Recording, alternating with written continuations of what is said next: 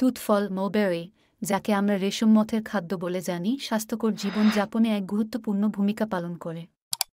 সুমিষ্ট স্বাদযুক্ত এই ফলটি খুবই পুষ্টিকর। তবে এর যে স্বাস্থ্য গুণাবলী রয়েছে তা অনেকেরই অজানা। আসুন জেনে নেই তুত ফলের উপকারিতা সম্পর্কে।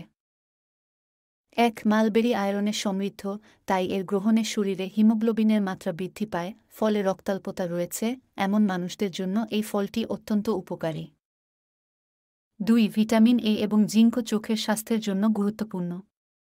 উভয়ই উপস্থিত মালবেরিতে, সুতরাং চোখের স্বাস্থ্যের জন্য এই ফলটি খুবই প্রয়োজনীয়।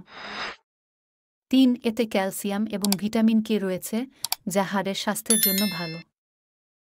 ৪. এই ফলে থাকা ফ্ল্যাভোনয়েড এবং ক্যারোটিনয়েডগুলি ত্বকের স্থিতিস্থাপকতা বাড়িয়ে তোলে এবং ত্বকের বলিরেখা ও দাগ দূর করে। তাই ত্বকের উজ্জ্বলতা বজায় রাখতেও মালবেরির জুড়ি মেলা ভার।